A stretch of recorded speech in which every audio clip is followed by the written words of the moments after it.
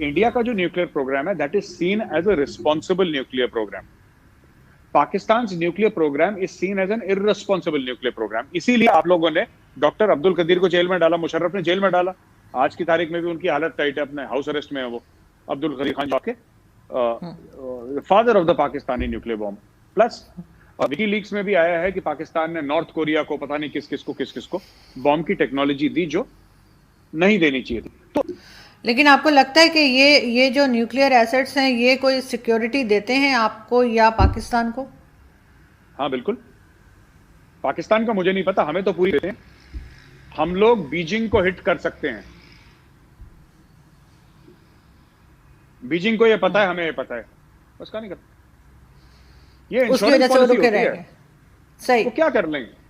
अगर देखिए सुनिए, वो कर क्या लेंगे हमारा? देखिए साहब, 130 करोड़ का मुल्क है, ठीक है ना? क्या कर लेगा हमारा? क्या कर लेगा? लद्दाख पे वो भी बैठे हैं, हम भी बैठे हैं. 50 साल तक बैठे रहेंगे, हम 50 साल तक बैठे रहेंगे. देखिए, India time has come, India has arrived on the world stage.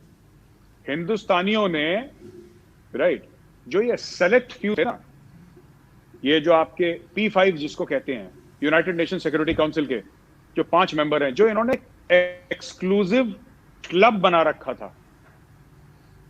भाई इसमें सिर्फ ये लोग होंगे 5. उस क्लब में हम लोग घुस गए हैं. हमने पैर मारा और हमने दरवाजा तोड़ दिया. अब हम घुस गए. अब दुनिया को पता है, अमेरिका ये बात कबूल करता है, चाइना भी कबूल करता है. वो डायरेक्टली बोलना नहीं चाहता बिकॉज हमारा कॉम्पिटिटर है डायरेक्ट, लेकिन you cannot survive without India in this world. We are simply too strong, we are simply too powerful, we are growing too fast. और दुनिया का जो आप देखिए, हर जगह पावर स्ट्रक्चर में इंडियंस हैं आज. इसके पीछे आरजू जी 70-72 साल की मेहनत है. इतने मैं तो जो हिंदुस्तानी माँ बाप हैं राइट, मैं उनको सैल्यूट करता हूं, उनको सलाम पेश करता हूं. हिंदुस्तानी माँ बापों को, माँ बाप ऐसे थे मैं जानता हूं जिन्होंने एक रोटी कम खाई, अपने बच्चे को पढ़ाया. उन्होंने अपने लिए कपड़े नहीं खरीदे, अपने बच्चों के लिए किताबें खरीदी. और आज वो हिंदुस्तानी सिलिकॉन वैली पर राज कर रहे हैं. These are not rich people कि आप बोलें कि साहब ये बड़े अमीर थे और उनके घर में गाड़ियां थी, नौकर चाकर थे. ये बड़े आम से हिंदुस्तानी हैं, छोटी छोटी गलियों में, कुछों में रहने वाले, जिनके बच्चे आज सिलिकॉन वैली पर राज कर रहे हैं. फेसबुक से लेकर, ट्विटर से लेकर, एप्पल, माइक्रोसॉफ्ट, गूगल, कहीं पर भी जाइए आपको हिंदुस्तानी मिलेंगे. ये हमारा एक वर्क एथिक है, ये हमारा कल्चर है. और वो लोग वहां पे भी जाएंगे ना, उनका एक्सेंट अमेरिकन हो गया होगा, ठीक है, लेकिन दिवाली के दिन वो भी कुर्ता पैजामा पहनते हैं.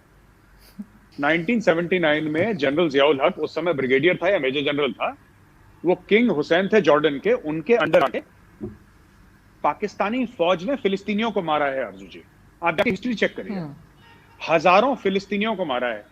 आज पाकिस्तान उन्हीं फिलिस्तीनियों के लिए रो रहा है कि जी हमें आपके हुकूक के लिए हम इजराइल को रिकॉग्नाइज नहीं कर रहे. फिर आपने मारा क्यों था उन हजारों फिलिस्तीनियों को?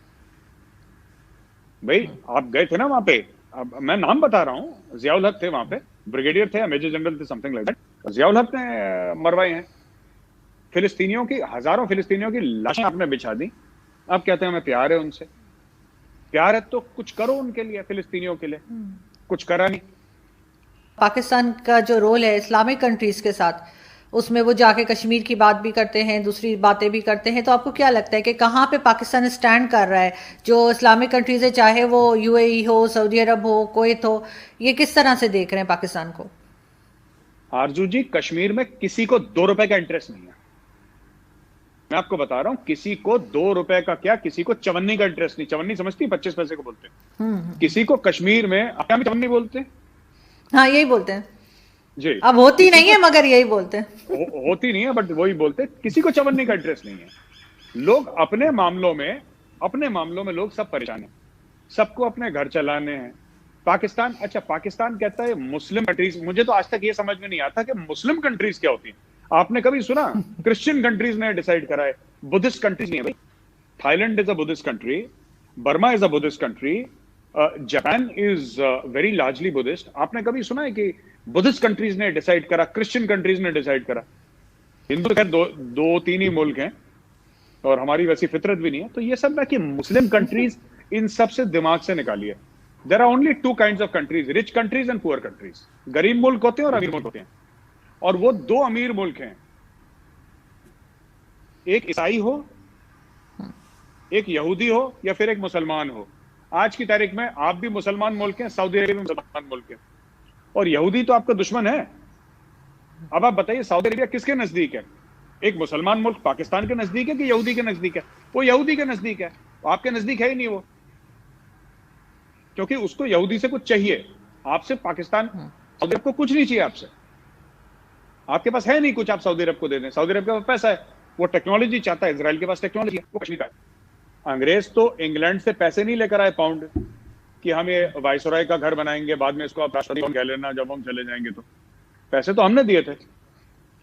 वही चीज कहना चाहता हूँ, ओवैसी साहब के भाई जब कहते हैं ना हम जाएंगे तो ताजमहल ले जाएंगे, हम वो अक्सर धमकी देते हैं ताजमहल ले जाएंगे। भाई ताजमहल शाहजहां ने नहीं बनवाया, शाहजहां ने सिर्फ हुक्म दिया था, पैसे मेरे पूर्वजों ने दिए थे, जो उस समय इस मुल्क में 95-98% हिंदू थे, हमारे पैसे हमने दिए, हमने टैक्स दिया, उससे ताजमहल बना।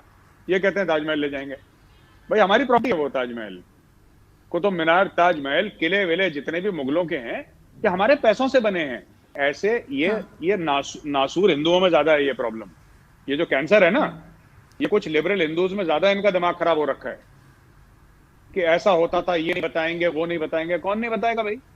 अच्छा हम लोगों ने बात छुपा ली, आप लोग बता दो पाकिस्तानी मीडिया में। तो what is the two nation theory? Two nation theory क्या है? आप लोगों ने खुद पढ़ी है टू नेशन थ्योरी? जो मौलाना मौदूदी कौन थे? मौलाना मौदूदी जो पाकिस्तान के जिसको सो कॉल्ड गॉडफादर थे, मौलाना मौदूदी ने क्या बात बोली थी? आप वो डिस्कस करिए। मौलाना मौदूदी ने ये बोला था, मैं आपको बताता हूं क्यों है, इसलिए नहीं कि आपको छोटा समझते हैं या मुसलमानों को छोटा समझते हैं। बात ये थी कि एक जमाने में बहुत चेंज हो गई सोसाइटी, एक जमाने में हिंदूज वर लार्जली वेजिटेरियन। अभी भी हिंदुस्तान में ऐसे घर हैं जहां पे आप अंदर प्याज लहसुन नहीं डाल सकते। अभी भी ऐसे हिंदुस्तान में घर हैं जहां पे जो नॉनवेज खाता है उसके बर्तन अलग होते हैं, चाहे वो उनके खुद के घर का मेंबर हो। हिंदुस्तान गाय की पूजा करते हैं, आप कहते हैं मुसलमान हैं हम गाय खाएंगे फिर तुम पानी पिलाओ, ये नहीं हो सकता। आप एक बात बताइए, एज अ मुस्लिम मैं आपसे पूछता हूं, ठीक है, एक हम लोग टेस्ट करते हैं यहाँ पे आरजू जी, आपका और मेरा, ठीक है। मैं हिंदू हूं, आप मुस्लिम हैं, ठीक है। मैं कहता हूं मैं पानी पीता हूं एक गिलास से, और मैं कहता हूं आरजू जी अब आप गिलास से पानी पीजिए, लेकिन मैं अभी अभी सुअर खा के आया हूं, आप जरा पानी पीजिए। अगर आप पानी पिएंगी तो मैं हाथ जोड़ के उस बंदे से माफी मांग लूंगा, नहीं कहते। अगर आपने कभी बोल दिया कि इस दुकान में सुअर मिलता है तो उस दुकान को तो पाकिस्तान में जला देंगे, मार देंगे बंदे को कि तूने बेचा कैसे। यहाँ पे गिलास के पीछे वो बंदा इमोशनल हो रहा है आपकी शो में आके, ये हो गया जी, ये हो गया, इसलिए पार्टीशन हुआ क्योंकि गिलास में। क्या बच्चों वाली बात है? It was a political thing staged by the British.